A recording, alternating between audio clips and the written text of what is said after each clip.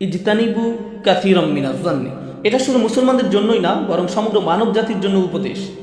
এ কারণেই পরের আয়াতে আল্লাহ বলেননি ইয়া আইয়ুহাল্লাযীনা আমানু, তিনি বলেছেন ইয়া আইয়ুহান নাস ইন্না খালাকনাকুম মিন যাকারিন ওয়া উনসা। হে মানবকুল, আমি তোমাদের জাতি ও গোত্রে বিভক্ত করেছি। আমি তোমাদের বিভিন্ন জাতি, ভাষা ও সংস্কৃতিতে ভাগ করেছি, এই জন্য যেন তোমরা একজন আরেকজনকে চিনতে পারো। এই জন্য নয় যে তোমরা একে অপরকে নিয়ে ঠাট্টা করবে, অনুমান করবে। এটা বিভিন্ন জাতি তৈরির কারণ ছিল না। তোমরা বুঝতেই পারোনি আমি কেন তোমাদের এভাবে সৃষ্টি করেছি।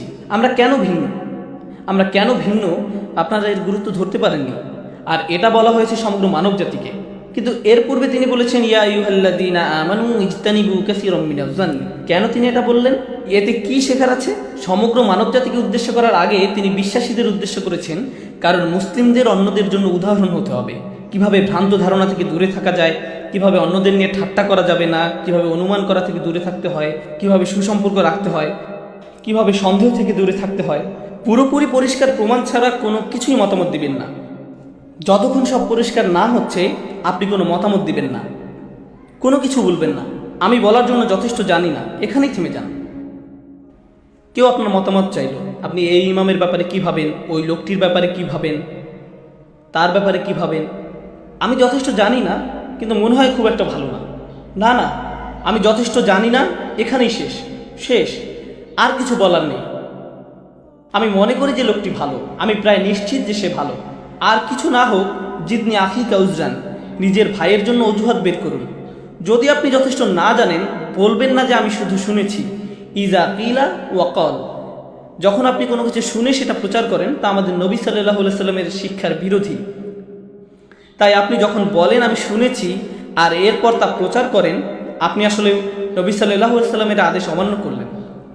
আপনি যখন ভাবছেন আমি কি শুনছি, না থাক, আমি কিছু শুনিনি, অন্য কেউ ছিল, আলাপের বিষয় পরিবর্তন করুন। এটা শেষ করবেন না, কারণ এটা ধারণারই এক রূপ। কারণ এর থেকে হয়ে এটা এমন পর্যায়ে যায় যে মানুষ নানা ধরনের অনুমান শুরু করে দেয়, তারপর তারা এর উপর ভিত্তি করে সিদ্ধান্ত নেওয়া শুরু করে।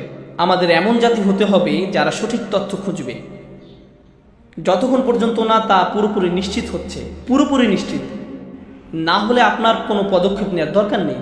আমরা কখনোই অগ্রসর হব না।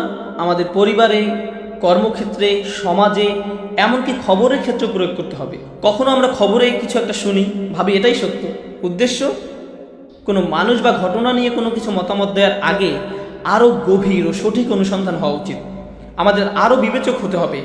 ইন জাআকুম ফাসিকুন বিমা ইন ফাতাবায়্যানু, কোনো খবর তাদের কাছে আসলে তারা বিবেচনা করে।